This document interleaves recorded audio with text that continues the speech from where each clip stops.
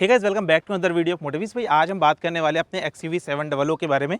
तो ये हमारे फ्रेम में देख लो भाई, ये अपना XUV 700 का हम अगर वेरिएंट बारे की बात करें तो आपका AX7 जो अपना लग्जरी पैक वाला आ जाता है वो वाला वेरिएंट है। उसका जो प्राइस है, हम एक्स शोरूम प्राइस वगैरह की बात करें तो 24,71,000 जो इसका एक्स शोरूम प्राइस आ जाता है। ठीक है, अब भाई अगर आप मार्केट में जा रहे हो 24 लाख एक्स शोरूम, और तकरीबन आपको अगर ऑन रोड की बात करें तो ऑन रोड में आते आते मतलब कि एक्सटेंडेड वारंटी वगैरह में लमसम में आपको ना 29, साढ़े 29, 30 लाख के आसपास तक का इसका ना प्राइस हो जाता है। तो अगर अपनी जेब से आप 30 लाख रुपए का अमाउंट निकाल रहे हो तो ऑब्वियसली बात है कि आप जो उनके प्रीवियस ओनर है उनसे आप जानना चाहो कि गाड़ी जो है रोड पे कैसा बिहेव कर रही है, गाड़ी की रोड प्रेजेंस क्या है, और जिसकी जो सेफ्टी फीचर्स वगैरह हैं और जो भी अंदर कंफर्ट वगैरह वो अप टू मार्क है कि नहीं। आपका जो 30 लाख का जो अमाउंट है उस चीज़ को जस्टिफाई करता है कि नहीं है। तो हमारे जो ओनरशिप रिव्यू होते हैं ना, काफ़ी ज़्यादा आपके लिए हेल्पफुल हो जाते हैं एक अच्छा डिसीजन लेने में, और आपका जो 30 लाख रुपए एक ऐसी जगह लगाने में जहाँ की आपको आगे जाके रिग्रेट ना हो। ठीक है, सो बेसिकली हम इस वीडियो में अपने ना ओनरशिप रिव्यू के बारे में बात करने वाले हैं। इस गाड़ी के बारे में सारे प्रॉस एंड कॉन्स के बारे में जानेंगे, और इनके ओनर से हम जानते हैं कि भाई उन्होंने मार्केट में और भी इसके राइवल्स वगैरह अवेलेबल है, जैसे अपने MG हेक्टर हो जाता है, सफारी वगैरह काफ़ी अच्छा ऑप्शन आ जाता है, तो उन्होंने इसको क्यों चुना। ठीक है, तो अभी इनके ओनर से मिलते हैं, आकाश जी से। सर कैसे हैं आप? बढ़िया हूँ। आप कैसे हो? बिल्कुल बढ़िया सर, ऑल गुड। सो आकाश जी, सबसे पहले बताइए सर, आपका ये जो आपने जो गाड़ी ली है कब परचेज़ की है सर?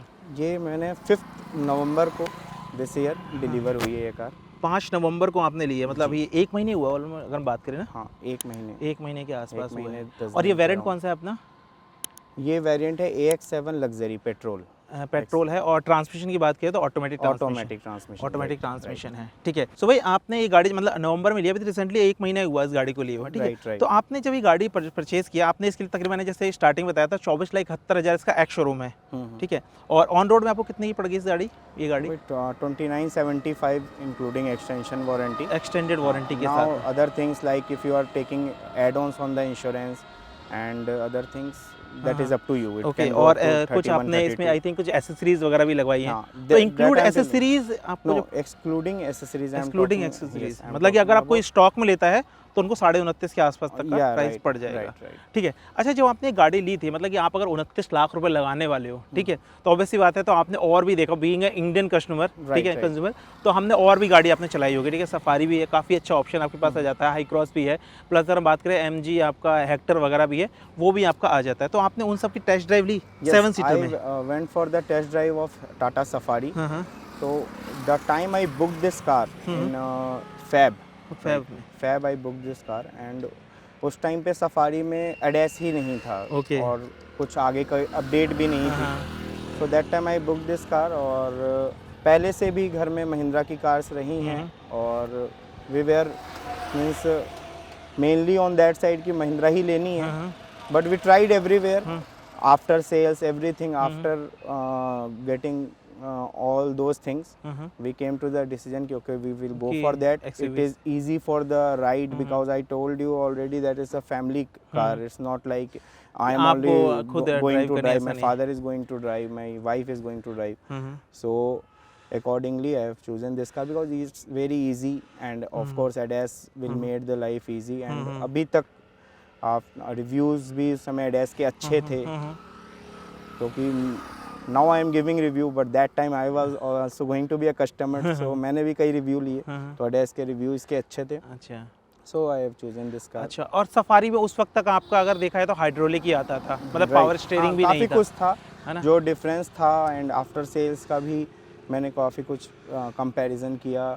अच्छा, सॉरी टू इंटरप्ट यू, यहाँ पे एक चीज़ और बोलूँगा, जैसे कि आपने यहाँ पे फैब में अपनी बुकिंग कराई थी, उस वक्त तो सफारी अपनी अवेलेबल नहीं थी, मतलब कि ना उसमें ADAS आता था, ना ही अपना पावर स्टीयरिंग था, बट जब आपने डिलीवरी ली है उस वक्त अपना फेस लिफ्ट तो लॉन्च हो चुका था। तो आप इसको कैंसिल करके अगर आपको ADAS भी चाहिए था या फिर वो, तो आप उसमें जा सकते थे, क्योंकि पैसे तो पूरे मिल जाते हैं। हाँ, बट वो मतलब टेस्ट ड्राइव वगैरह लेने के बाद मुझे ऐसी फील नहीं आई कि मुझे ADAS के मतलब कुछ एक्स्ट्रा इसकी ज़रूरत पड़ेगी, या ऐसी कुछ कि मैं चेंज करूं अपने डिसीजन को, है ना। तो वो जो एक चीज़ हो गई मतलब थी, फेसलिफ्ट वाला आपने टेस्ट ड्राइव लिया वैसे? न्यू फेस्टिव सफारी, नो, मैं I have taken old safari. Okay, एक बार आप लीजिएगा तो मतलब काफ़ी अच्छा आपको अंदर जो कैबिन का जो पूरा है ना एनवायरनमेंट, काफ़ी आपको सही लगे, सूदिंग भी लगेगा, जो भी कलर्स वगैरह हैं, प्लस अंदर की चीज़ें आप देखेंगे काफ़ी ज़्यादा आपको इनहेंस लगेगा एज़ कम्पेयर टू हम प्रीवियस वाले से देखें तो काफ़ी चीज़ें। चलो एनी, आपने ये जो गाड़ी ली है, इसके अलावा अगर हेक्टर वगैरह की बात करें, हाई क्रॉस भी उस वक्त थी, बीच में आ चुके थे हाई क्रॉस भी, तो हाई क्रॉस वगैरह क्यों नहीं आपने देखी सर? इनविक्टो वगैरह भी थी। नो, फॉर हाई क्रॉस तो आई have never went only, mainly मेरा स्टार्टिंग से कंपैरिजन सफारी और इसको लेकर था। अच्छा। And I have chosen this one. अच्छा, चलो मतलब कि आपको ये जो है एज कम्पेयर टू सफारी उस वक्त में आपको ये जो है बेस्ट डिसीजन लगा। अच्छा, जो आपने ये मतलब कि जो बुकिंग कराई थी फरवरी में कराई थी और अब जाकर के आपको मिली है। That is the main thing. इसमें वेटिंग बहुत ज़्यादा थी, but my plan was like that कि I have to take it in November only. तो उस समय से आई वॉज नोइंग दिस कि एक्सयूवी पे वेटिंग है। So accordingly I have plan as you suggested, some people also suggested you went and take a test drive of Safari to.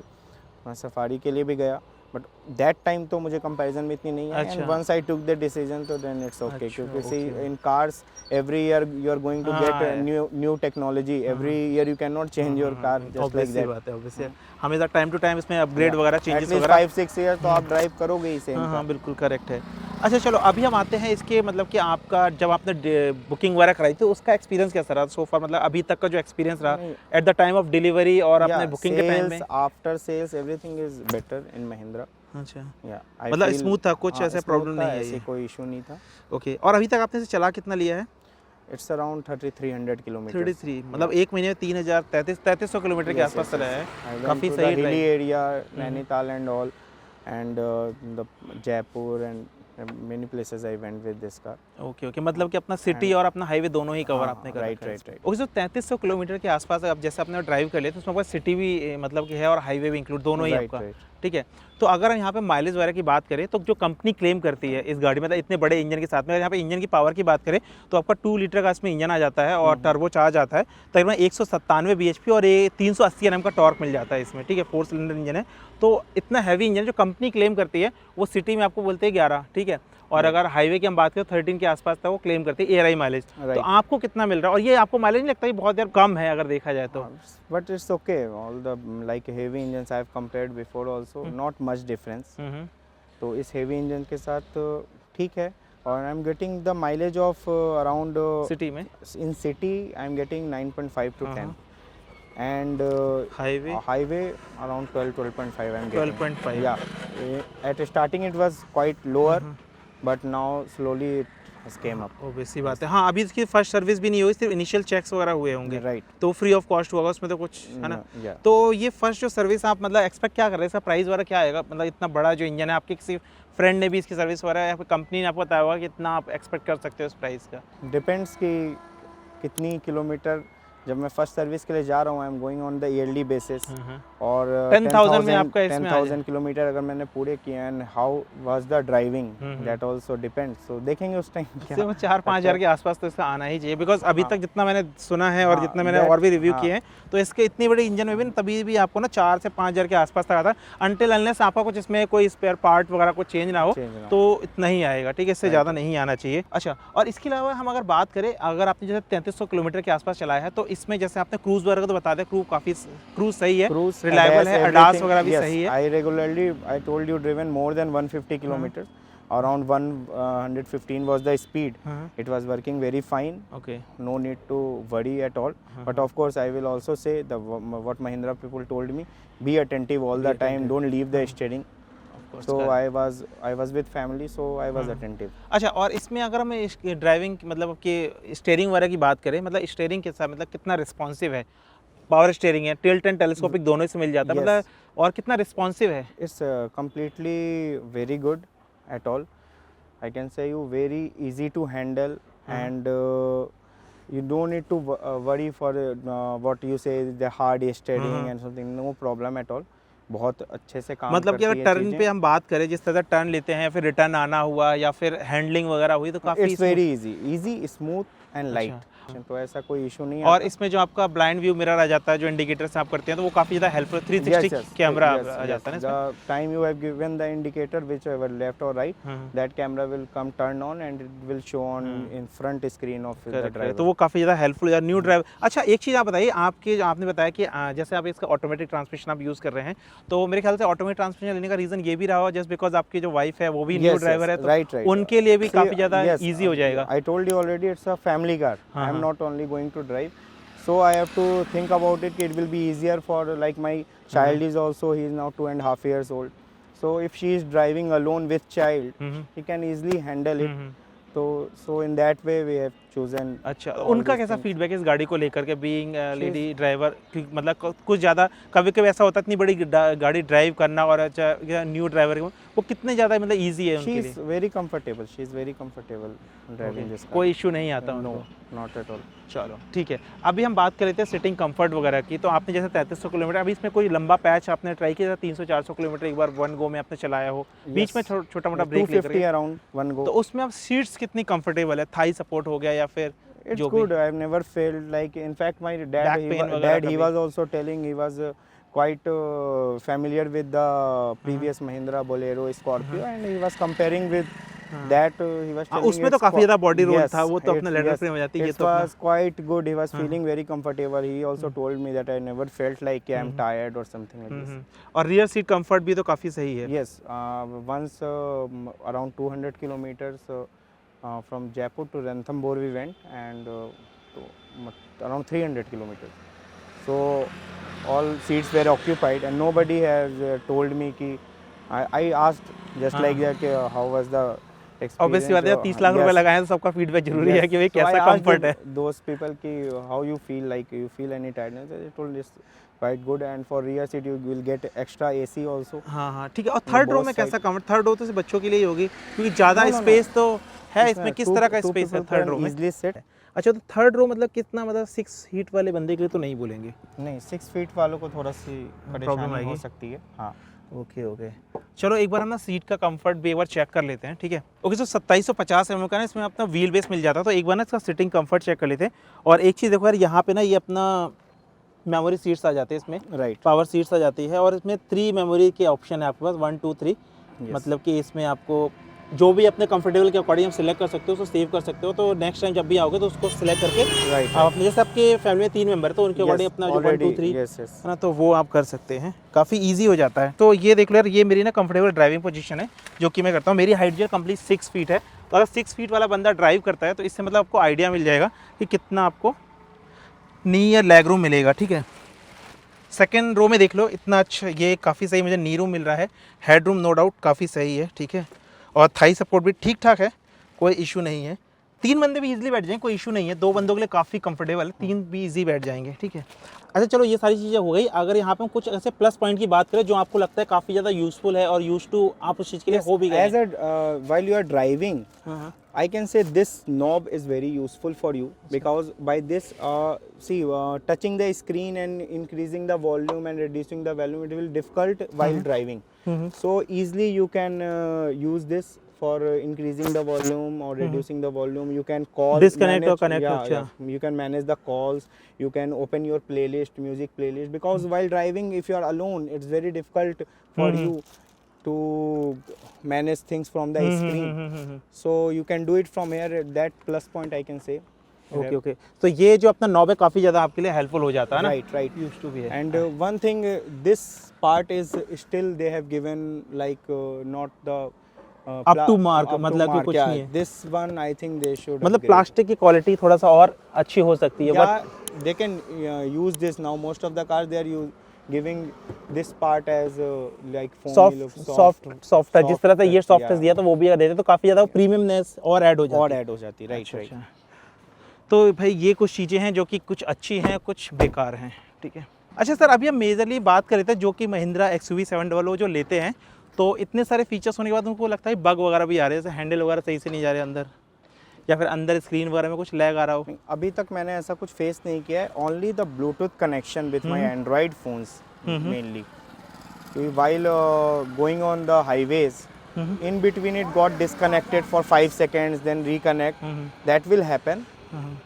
But हो सकता है माइट भी कि कुछ अदर ऐप कनेक्ट होते हो तो उस वजह से हो जाता हो। जैसे आपने कभी वाइड जो अपना ब्लाइंड व्यू मिरर वगैरह ऑन करते हो, ऑफ करते हो, तो उस बीच में वो डिस्कनेक्ट हो जाता हो? no, it's not like that. Normal running I have seen, it's gets disconnected and then reconnected after 5 seconds, 10 seconds.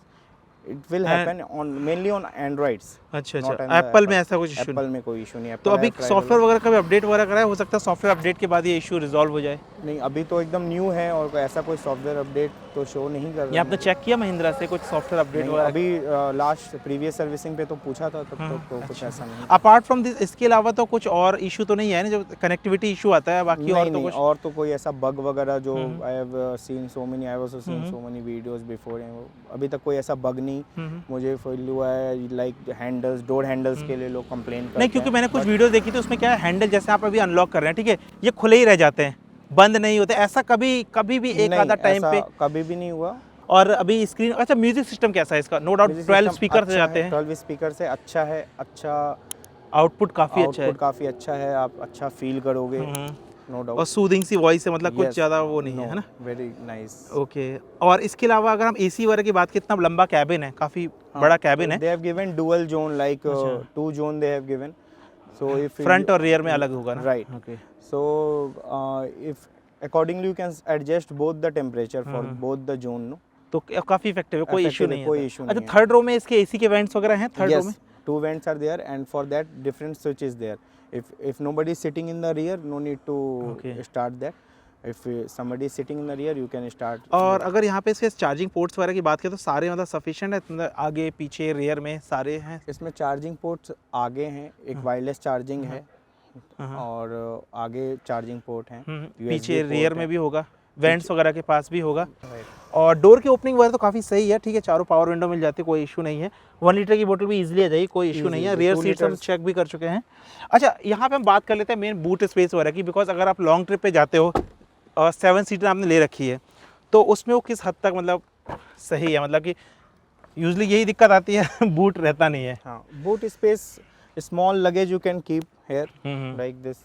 You can see this much space is there. A small luggage you can keep there. Small size. But ये है कि आप थोड़ा सा इसको recline करते हो तो 4-5 लोग जा रहे हैं, तो इस चीज को मैनेज कर सकते हो इजीली, है ना.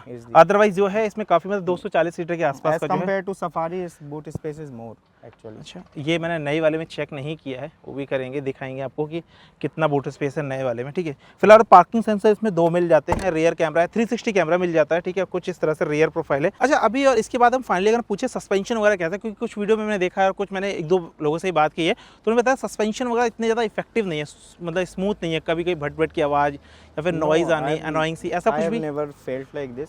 May be one of the कोई मैन्युफैक्चरिंग डिफेक्ट आ गया एक आधा unit get manufacturing defect, but I have never felt like this. Now after 3300 kilo in future, if I'll get something, surely I will let the customers and your viewers know. मतलब अभी तक कुछ भी ऐसा इशू नहीं है? ऐसा कोई इशू काफी नहीं है. I have went on the hilly areas and the village areas also. I went with this car and all type of roads I have driven this car, no issues at all. अच्छा, अभी हम बात कर रहे थे अगर engine की, जैसे आप बताया था इसमें 197 bhp मिल जाता है, तकरीबन 380 Nm का टॉर्क है और 4 सिलेंडर इंजन और 2 लीटर का इंजन है, काफी हैवी इंजन आ जाता है. ठीक है, तो अगर हम कैबिन नॉइस की बात करें, एनवीएच वगैरह की बात करें, you will not feel any noise, any vibration while we driving in the highway. तो एनवीएच वगैरह, that is the main thing. If you are going on the higher speed also, you will not come to know till the it will not give the over speed alarm. अच्छा, because it's so smooth, you will not knowing, if you are not watching on the screen that how much speed you are driving, you will not come to know by its vibration or any noise. You will not come to know just because इसकी wait गाड़ी का इतना अच्छा है, पूरी चिपक के चलती है, इतना हैवी, तो उसमें ना वो स्टेबिलिटी, अगर बोले तो एक मेजर वर्ड कि स्टेबिलिटी गाड़ी की अच्छी है कि हमें उस रियलाइज नहीं होता कि हमें इतनी 80, 90, 100, 150 क्रॉस कर रही है. तो आपने वैसे कितना चलाया है? 100, 150 तो ऊपर जाना ही नहीं चाहिए, 120 से ऊपर. मैं 140 तक गया हूँ. 140 तक स्टेबल गया हूँ. It will give over speed alarm after 120. Just trial के लिए आई वेंट अप टू 140. गाड़ी काफ़ी स्टेबल थी, कोई 140, 146 तक गया हूँ आई थिंक. और उसके बाद स्लो डाउन की है because it started giving over speeding alarm. But कुछ ऐसा फील नहीं हुआ व्हाट यू सेड कि मुझे नॉइस से कुछ पता चले कि मैं बहुत हाई स्पीड पे चल रहा हूँ या वाइब्रेशन से पता चला. I told you, if you are not watching on the screen what is your speed, you will not realise by vibration और नॉइज एनीथिंग. अच्छा, तो आकाश भाई फाइनली अपना मतलब कंक्लूजन में पहुंचते हैं कि अगर किसी का बजट मतलब 30 लाख के आसपास का है, तो उसको एक गाड़ी आप सजेस्ट करते हो जस्ट बिकॉज आपने अब 3300 किलोमीटर चला लिया, ठीक है, और मार्केट में काफ़ी सारे राइवल्स आपके अवेलेबल है। आपका सफारी भी आ जाता है जिसमें अपना न्यू अपना काफ़ी अच्छा फेसलिफ्ट आया हुआ है, प्लस हेक्टर भी है, इन्विक्टो वगैरह भी है। साथ ही साथ में आपने जो इसे प्राइस दिया है, इसमें आप और क्या एक्सपेक्ट करते हो, उसके कुछ नेगेटिव बताओ यार। सारे तो पॉजिटिव आपने बता ही दिए कि इसमें ये खूबियाँ हैं, अभी तक कोई दिक्कत। If you compare with now present market, तो आपको पता है सफारी में कई चीज़ें ऐसी इंक्लूड की गई हैं, ADAS वगैरह और ये कैमरा क्वालिटी बहुत अच्छी इनहैंस हो गई। If you want to match that, they have to upgrade their car for coming Safari facelift and the latest technology they have included in that range I am telling about. Same चीज it's you know market. Every year they will give new technology, so comparison will always there. With ADAS पहले ये आपको एक step आगे चल रही थी, आज की डेट में वो मतलब एकदम सिमिलरली हो चुका है और उन्होंने कुछ एक्स्ट्रा चीज़ें भी दे दी हैं, है ना, तो they have to upgrade it. And service वगैरह को लेके फिर क्या बोलोगे महिंद्रा और इसकी? Service is quite good service, I don't have any issue after. नहीं, अगर कोई 30 लाख रुपए लगा रहा है तो वहाँ पे सफारी भी है, और हम दो ही से कंपेयर करते हैं सफारी और इसमें, ठीक है, बिकॉज इसमें एक चीज़ अच्छी बात ये भी आती है, इसमें ऑल व्हील ड्राइव भी आ जाता है जो कि वहाँ पे नहीं है, तो वो इसका प्लस पॉइंट भी हो जाता है। दैट कि it's completely up to you. मैं तो ये सजेस्ट करूँगा कि टेस्ट ड्राइव लीजिए और उसी के बाद व्यूअर्स जो हैं वो डिसाइड करें फिर उनकी क्या डिमांड है। कुछ लोगों को हेवी लुक कार्स पसंद होती है, मेरे केस में I have to go with family and मुझे एक फैमिली कार टाइप लेनी थी जिससे मोर कंफर्ट हो और luxury, basically luxury what we say luxury pack, so I feel luxury कि हाँ आराम से चल रही है, कोई टेंशन नहीं है इतनी, है ना, तो और anyone can drive it easily, तो it's up to the viewer and the customer requirement what they want, but of course I will suggest if someone actually looking for कि हाँ महिंद्रा की कार लेनी है तो I will suggest that if you are going for a family car you can go for अच्छा, और एक finally last में पूछूंगा वीडियो खत्म करने से पहले, इसमें कुछ नेगेटिव वगैरह आप बताओ यार कि 3300 किलोमीटर कुछ तो होगा कि आप एक्सपेक्ट करते हो कुछ और ही मिल जाता है, फिर इस चीज़ में नेगेटिव है ये? हाँ, of course when we see the new technologies like for the backmost seat you are not getting the USB charger and all, अच्छा, so that is one of the drawback point यार। और इसके अलावा वही new technologies आ रही हैं तो you will feel कि अरे ये भी होता तो अच्छा, because see I booked in February, I got in November, so it's are almost year end. हां, इस बीच में काफी सारी टेक्नोलॉजी आती है, बंदे का माइंड लेगा होता है यार ये नहीं वो ले ले, and then sometimes you realise कि अरे ये एक दो चीजें और आ चुकी थी मार्केट में, बट फिर लगा कि यार ठीक है ऑलरेडी कार शोरूम में आ गई है and better I should go and take. अच्छा, तो भाई इतने कॉम्पिटिटिव मार्केट में ना जो अपना इतना लंबा जो वेटिंग पीरियड होता है ना, तो इस बीच में ना कंपनी को भी ना पूरा अप टू डेट रहना पड़ेगा, मतलब कि इस बीच में कोई टेक्नोलॉजी आई तो उस बीच में अपना इनहैंस कर ले ना, फीचर्स वगैरह ऐड कर दे। If you are not going to upgrade for you compare with Safari, so many technologies they have given extra in 2024. Correct, because अगर हम कैमरे क्वालिटी की बात करें इसके कैमरे से और उसके कैमरे को कंपेयर करें तो जमीन आसमान का फर्क आ जाता है, ठीक है। ओके, सो फाइनली ये था हमारे ओनरशिप रिव्यू अपना आकाश भाई के साथ में, और जिन्होंने अपना XUV 700 के बारे में बताया, और ये अपना लग्जरी पैक का है, ठीक है।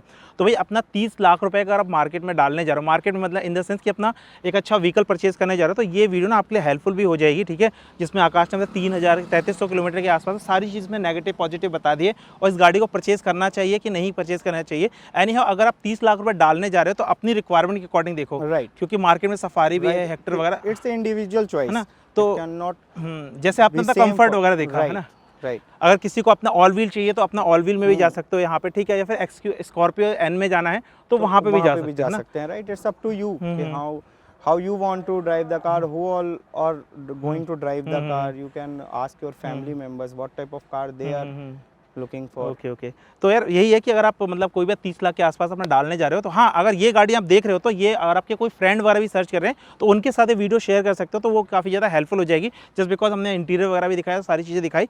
तो यार अगर आपको वीडियो पसंद आई हो प्लीज़ वीडियो को लाइक कर दो, चैनल को सब्सक्राइब कर दो, और आपके अगर कोई फ्रेंड है जो इस गाड़ी को सर्च कर रहे हैं उनके साथ ये वीडियो शेयर भी कर सकते हैं। तो फिर मिलते हैं किसी नेक्स्ट वीडियो में, तब तक के लिए take care, bye bye, stay safe, be healthy, be safe. Thank you भाई, थैंक यू फॉर कमिंग।